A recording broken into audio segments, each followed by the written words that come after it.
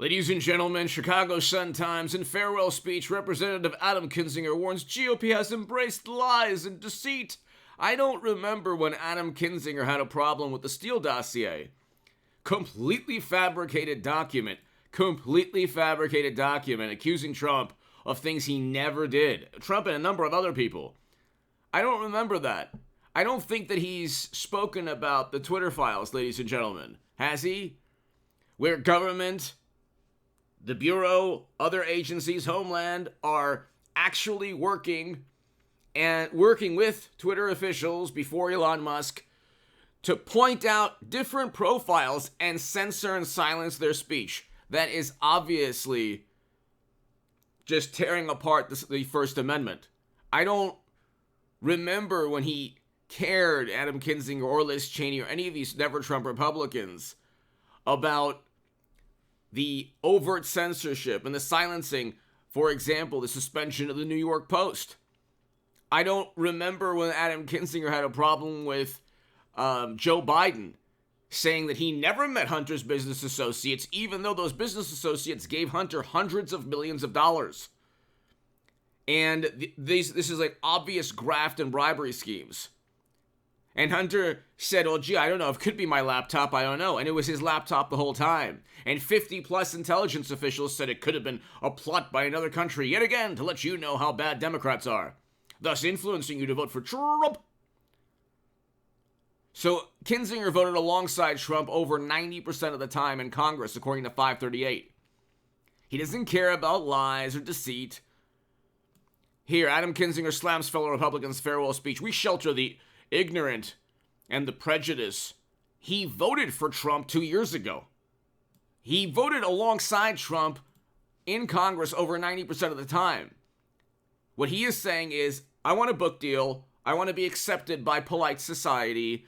I want another job in Washington since I can't get a job as a Republican. He's not doing it for principle. Okay?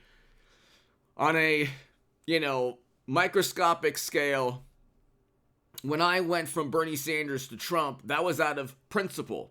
Bernie Sanders was opposing the Lincoln Project foreign policy back in the day. Now he votes alongside the Bush, Cheney, and Rumsfeld people. I did not want never-ending counterinsurgency conflicts. I did not want never-ending military involvement. I didn't want the Democratic Party and traditional Republican Party foreign policy. I wanted a complete change. I thought Bernie Sanders would give that change. Well, he's just part of that entire corrupt system. Trump did. Reversed U.S. foreign policy with the Doha Agreement that Biden completely botched. Abraham Accords. First president to step foot in North Korea. First president in a long time not to have actually started a military endeavor. And so the thing is, if you want a less hawkish, less militant foreign policy, even Democrats concede it's Trump. They don't care. They don't care. So that's how, there's this absurd notion that I went from Bernie for a second Bernie to Trump because I wanted money. No. It's less lucrative. If I was anti-Trump derangement syndrome person and could just repeat CNN and MSNBC and the New York Times, the Washington Post, and everything on Twitter, you could have 500,000 to 600,000 subs right now, this channel. But I've been going up against the grain. Kinzinger doesn't want to. And then in terms of economic policy, we had record low poverty under Trump. What's there not to like? Media meltdown, that's another story. They lied through their teeth. Hit subscribe to this channel right now, ladies and gentlemen. I will have a live stream later today. Couple live streams, so be here. Hit subscribe to H.A. Goodman's other channel. If you want to become a supporter of this channel, my new Patreons, thank you so very, very much. My Patreon link is below. If you want to give a super thanks, the super thanks is below as well. Kinzinger and Cheney voted alongside Trump 90% of the time. If I was in Congress, I wouldn't vote with Democrats 90% of the time. And then say, oh my goodness, act like Kinzinger and Cheney. Oh, I don't like the Democratic Party. Well, then why did you vote for them 90+% of the time? If you didn't like Republicans or the Trump Republicans, why did Cheney and Kinzinger vote alongside Trump over 90% of the time? What makes Trump so extreme that Kinzinger, after 4 years of Trump, would still vote for him. 2 years in 2020 would still vote for him and vote alongside him almost 100% of the time in Congress. There is no value system that this man has. It's a complete beyond grift. It's beyond. It's just, let's go ahead and be accepted by society. But you don't want to be accepted by polite society. You want to be accepted by normal people. People who care about families and life and don't want to disown you because of a political viewpoint. That's the type of people you want to hang out with. Not people who will judge you because MSNBC and the Washington Post and the New York Times and the Atlantic and Rolling Stone and every editor and every writer there thinks you're the most horrible person on the planet because, oh my God, you want a foreign policy that's infinitely better than the Lincoln Project foreign policy. It's failed. Only failures and catastrophic quagmires. And we see what's taking place right now. Biden won, and there was an invasion in Europe. Not 1 second devoted to preventing that invasion, because you can't